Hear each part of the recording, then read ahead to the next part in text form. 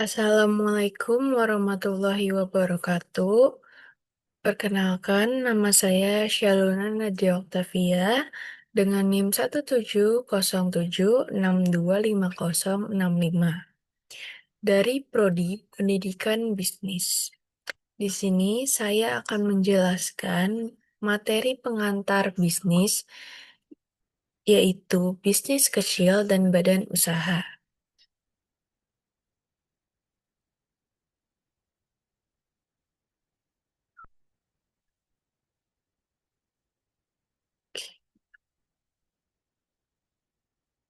Sebelum itu, eh, apa itu bisnis kecil?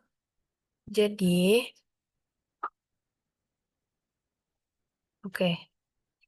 Jadi, bisnis kecil itu adalah usaha ekonomi produktif yang berdiri sendiri, dilakukan oleh individu atau badan usaha yang bukan bagian dari perusahaan besar atau menengah.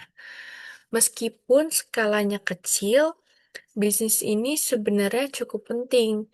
Selain bisa membantu menciptakan lapangan kerja, bisnis ini tuh juga sering memenuhi kebutuhan masyarakat sekitar dan ikut mendorong pertumbuhan ekonomi lokal.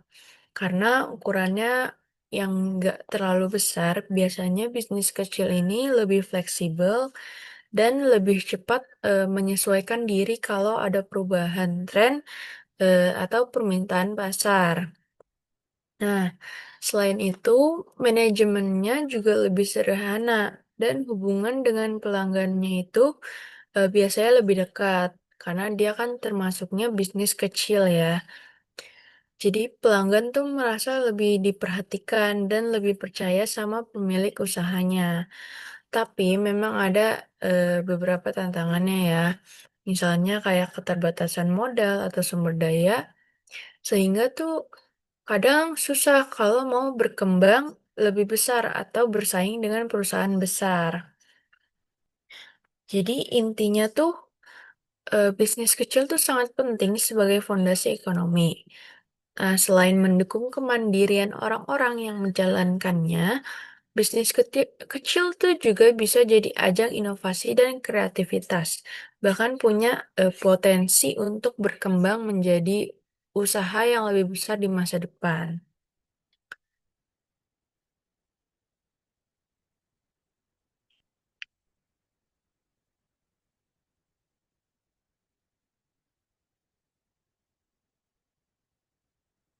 Oke, next. Nah, di sini tuh ada langkah memulai bisnis. Jadi, di sini ada beberapa langkah-langkah untuk memulai suatu bisnis kecil. Yang pertama itu ada mengidentifikasi keahlian dan minat yang dimiliki. Jadi, langkah yang paling awal sebelum kita memulai bisnis itu adalah mengenali keahlian dan minat yang kita miliki. Jadi kita tuh perlu bertanya pada diri kita sendiri, apa yang kita kuasai, apa yang sering kita lakukan, dan apa yang benar-benar kita sukai. Jadi dengan memahami hal tersebut, kita tuh bisa memilih jenis usaha yang sesuai dengan kemampuan kita. Nah, bisnis yang dijalankan sesuai minat biasanya tuh lebih mudah buat dijalani. Jadi kita nggak merasa cepat tertekan dan kita tuh cenderung lebih konsisten dalam mengembangkannya, meskipun menghadapi berbagai tantangan. Lalu yang kedua ada melakukan riset pasar untuk memenuhi kebutuhan konsumen. Jadi setelah menentukan jenis usaha, kita tuh nggak bisa langsung menjual produk tanpa mengetahui kondisi pasarnya. Jadi riset pasar yang sangat penting untuk mengetahui kebutuhan dan keinginan konsumen, siapa targetnya, serta gimana perilaku mereka. Terus selain itu, riset pasar tuh juga membantu kita untuk melihat pesaing, baik dari segi harga, kualitas, maupun cara promosinya. Dengan begitu, kita tuh bisa menawarkan produk atau jasa yang lebih sesuai dengan kebutuhan konsumen dan memiliki nilai lebih dibanding pesaing, begitu. Lalu selanjutnya ada membuat rencana bisnis yang sederhana.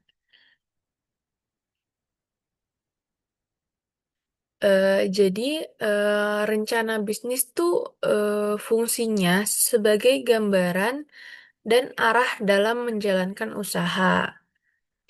Walaupun sederhana, rencana bisnis tuh tetap harus mencakup tujuan usaha, jenis produk atau jasa yang ditawarkan. Terus ada target pasar, strategi pemasaran, terus ada perkiraan biaya dan keuntungannya juga. Jadi, dalam membangun bisnis tuh kita harus punyai rencana biar, bisnis kita tuh terarah. Terus dengan adanya rencana bisnis ini, kita tuh jadi lebih terarah dalam mengambil keputusan dan tidak mudah bingung saat menghadapi masalah dalam menjalankan usaha. Karena kita udah punya rencana, jadi kita kayak, nggak perlu bingung kalau misalkan ada sesuatu yang, apa ya, sesuatu masalah yang ada di usaha kita. Jadi kita nggak perlu bingung karena kita udah punya rencana, gitu. Lalu yang keempat ada menentukan modal, modal awal dan sumbernya.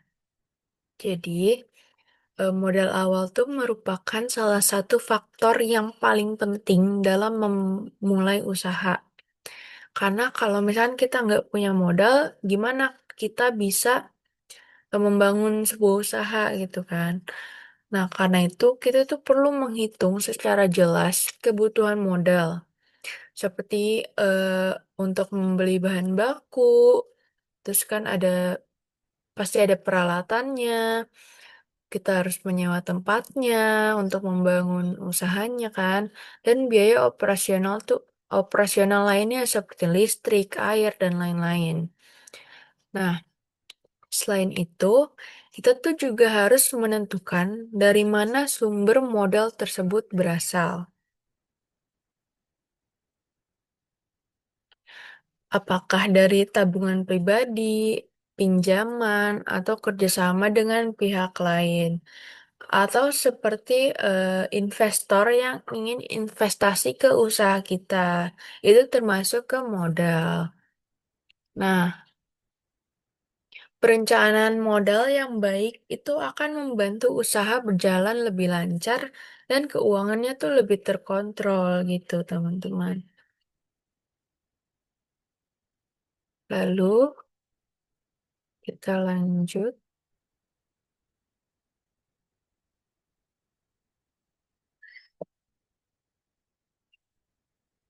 Oke, kita lanjut. Yang kelima. Jadi, yang kelima itu ada siapkan tempat dan peralatan operasional. Nah, jadi setelah modal siap itu, langkah selanjutnya adalah menyiapkan tempat dan peralatan operasional sesuai dengan jenis usaha yang kita jalankan. Jadi tempat usaha tuh harus dibuat senyaman mungkin dan serapi mungkin agar mendukung kelancaran aktivitas usaha. Jadi nggak mungkin dong kalau misalkan kita usaha tapi tempat kita tuh kotor, gak bersih, kotor, berantakan, gitu-gitu kan membuat pelanggan tuh jadi kayak ngerasa kok usahanya berantakan banget sih, kayaknya nggak dulu deh, gitu. Nah, peralatan yang digunakan tuh juga harus memadai dan layak pakai, karena akan berpengaruh langsung pada kualitas produk atau layanan yang diberikan kepada pelanggan. Itu. Lalu, Yang keenam itu ada mempromosikan bisnis menggunakan media sosial. Jadi, sekarang kan ini era digital ya teman-teman semuanya. Di era digital seperti sekarang ini, media sosial tuh menjadi sarana promosi yang sangat efektif.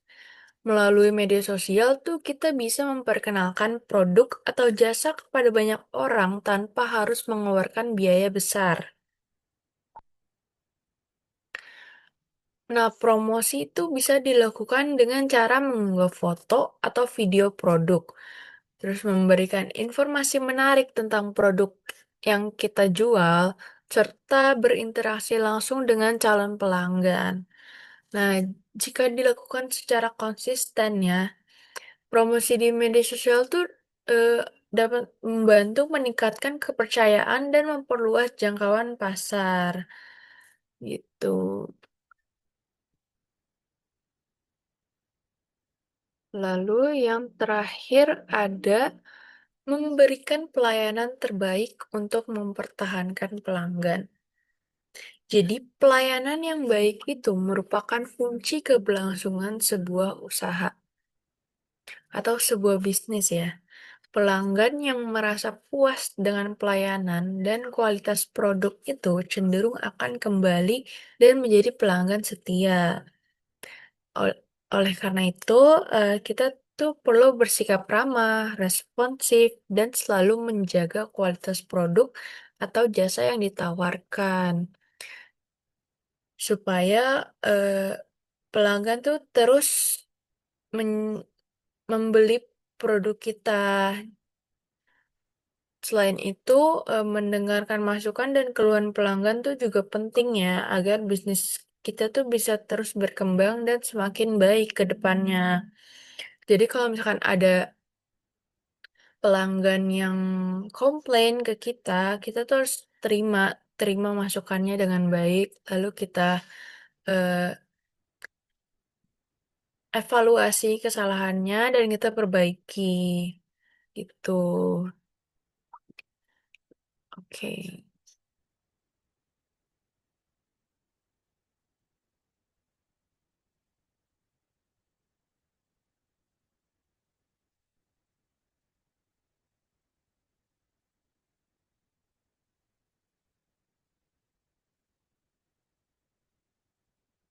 sebentar ya.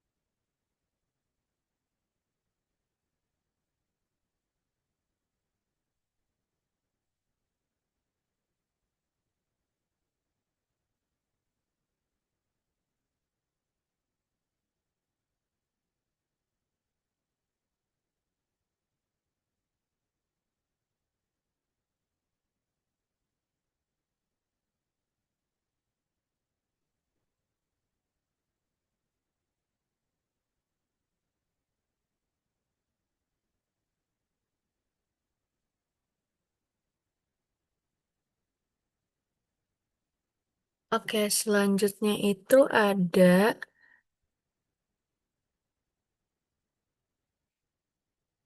selanjutnya ada jenis badan usaha ya.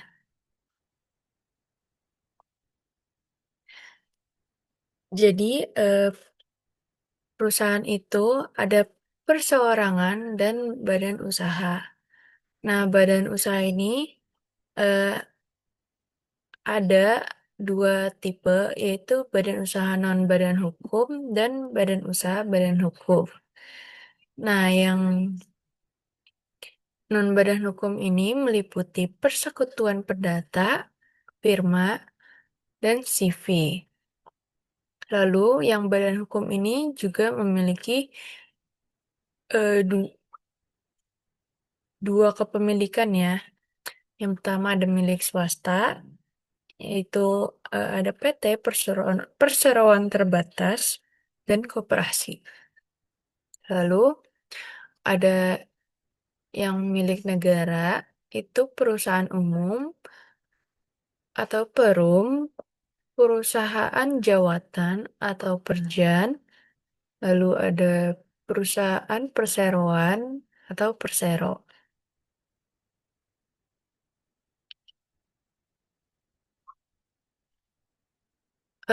Jadi di sini tuh ada perseorangan, badan usaha perseorangan. Jadi perusahaan perseorangan itu merupakan bentuk usaha yang paling sederhana, dimiliki, dikelola, dan dipimpin oleh satu orang. Jadi usaha ini tuh cuma satu orang yang bekerja di situ, cuma satu yang punya. Nah, contohnya tuh kayak warung sembako atau agen-agen gitu ya. Sama ada laundry kiloan.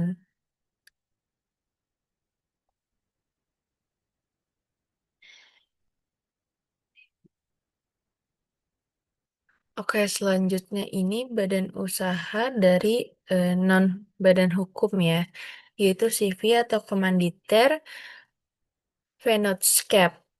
Jadi CV ini tuh merupakan bentuk kemitraan yang melibatkan dua orang dengan peran dan tanggung jawab yang berbeda. Jadi di sini ada dua peran, yaitu ada sekutu aktif. Jadi sekutu aktif itu yang menjalankan. Nah, dan satu lagi itu sekutu pasif. Jadi sekutu pasif itu yang menanamkan modal, seperti investor. Oke, next yaitu sekarang ada eh koperasi. Jadi koperasi ini badan usaha milik swasta. Nah, jenis badan usaha ini tuh dimiliki dan diatur oleh anggotanya dengan tujuan meningkatkan kesejahteraan anggota. Nah, koperasi ini berprinsip satu anggota satu suara. Dan surplus keuntungannya itu dibagi berdasarkan partisipasi dari anggotanya. Nah, berdasarkan usahanya menjadi ada beberapa bagian, yaitu ada koperasi konsumen, koperasi produsen, koperasi simpan pinjam, koperasi jasa, dan koperasi serba usaha. Nah, di sini ada contohnya ini koperasi konsumen. Nah, sebelahnya ini adalah koperasi simpan pinjam. Oke, sekarang ada badan usaha milik negara. Jadi, eh, perusahaan perseroan atau persero itu merupakan badan usaha milik negara yang kita kenal tuh BUMN yang berbentuk perseroan terbatas dengan modal berupa saham yang sebagian atau seluruhnya dimiliki oleh negara dan bertujuan utamanya itu untuk memperoleh sebuah keuntungan. Nah, di sini ada contohnya ya, seperti Garuda Indonesia dan Pertamina. Nah, masih banyak contoh-contoh dari BUMN yang lain seperti eh, Bank Rakyat Indonesia, terus ada BNI, ada BTN, ada PLN, terus ada Bank Indonesia. Pokoknya banyak banget ya.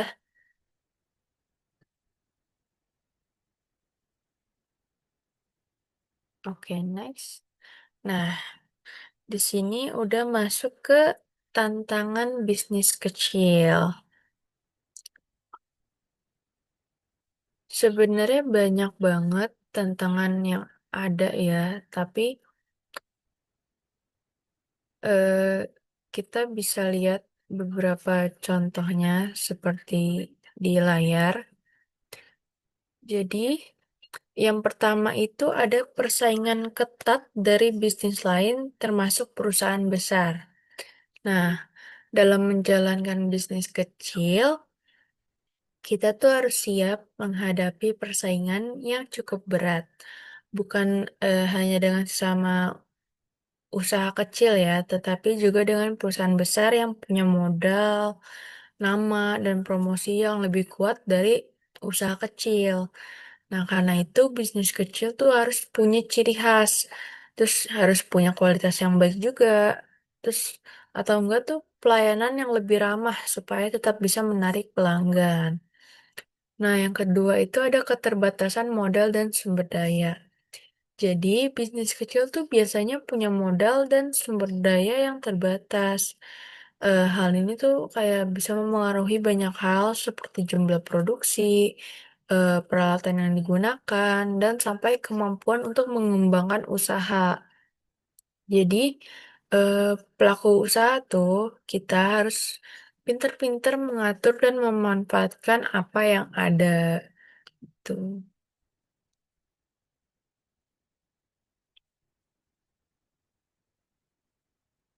Lalu, selanjutnya ada pengelolaan keuangan yang belum maksimal. Jadi, mengatur keuangan usaha tuh sering jadi tantangan, apalagi bagi usaha yang baru berjalan ya. Banyak pelaku usaha tuh yang masih kesulitan memisahkan uang pribadi dan uang usaha, atau belum terbiasa mencatat pemasukan dan pengeluaran, sehingga keuangan bisnis tuh jadi kurang terkontrol.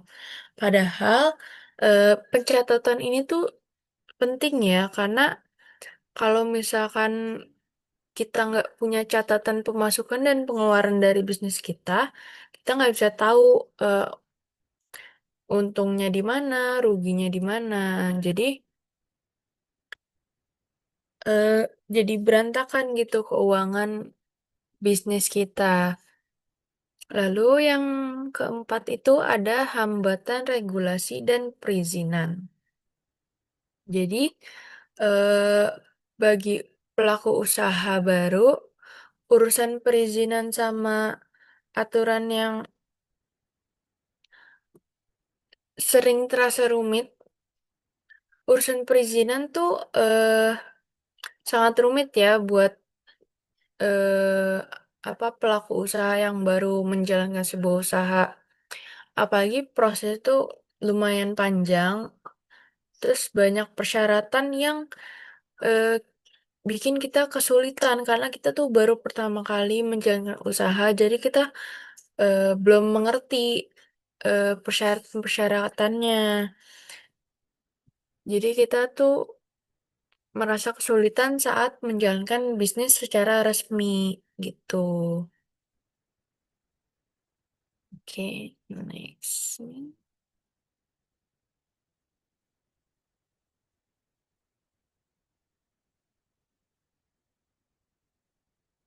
Oke, sebentar.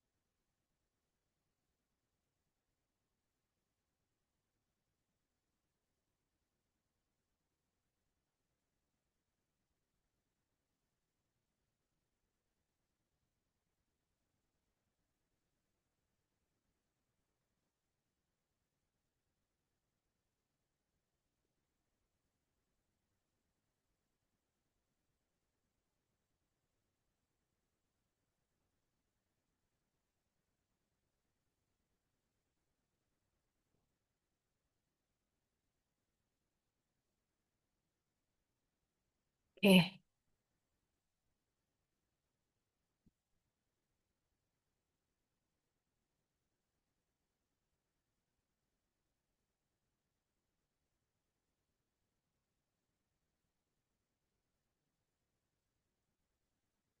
oke, materi hari ini udah selesai. Jadi, eh, kesimpulannya itu,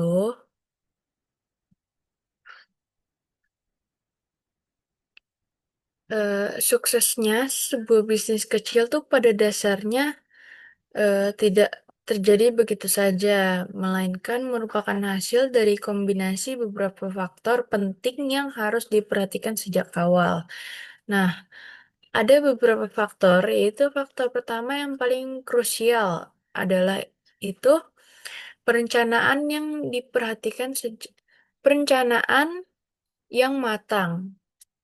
Jadi, eh, perencanaan ini mencakup berbagai aspek, mulai dari menetapkan visi dan misi usaha, merancang strategi pemasaran, terus ada mengelola keuangan, hingga mempersiapkan skenario untuk menghadapi resiko yang mungkin muncul. Nah, dengan perencanaan yang baik, pemilik usaha tuh memiliki arah yang jelas dan dapat membuat keputusan yang lebih tepat, mengurangi resiko kerugian, serta memanfaatkan peluang dengan lebih efektif. Terus, yang faktor kedua itu adalah memilih bentuk usaha yang tepat. Pemilihan bentuk usaha, apakah per orang, kemitraan, perseroan terbatas, atau bentuk lainnya itu memiliki dampak langsung pada pengelolaan bisnis. Tanggung jawab hukum dan fleksibilitas dalam mengembangkan usaha di masa depan itu.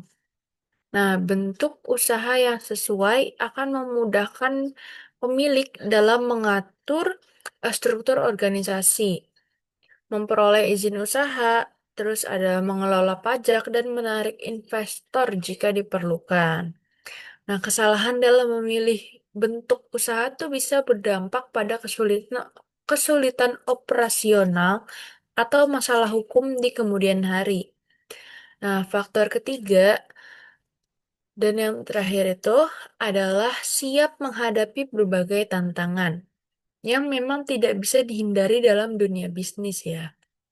Tantangan itu bisa berupa keterbatasan modal, persaingan bisnis dengan persaingan dengan bisnis sejenis, perubahan regulasi, atau hambatan birokrasi.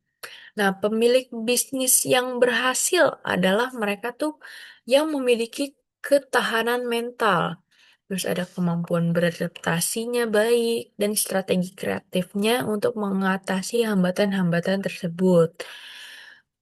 Menghadapi tantangan tuh dengan kesiapan ya, bukan hanya eh, soal bertahan, tapi juga kesempatan untuk belajar berinovasi dan meningkatkan kualitas produk atau layanan.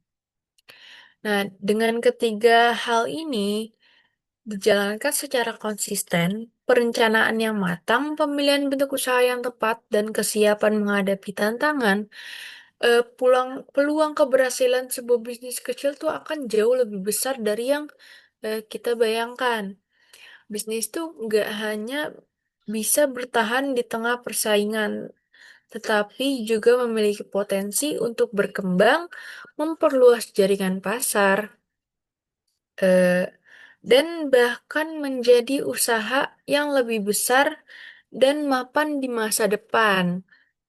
Kesadaran akan pentingnya tiga faktor utama itu menjadi fondasi yang kuat bagi setiap pemilik usaha untuk membangun bisnis yang tidak hanya menguntungkan, tetapi juga berkelanjutan. Oke,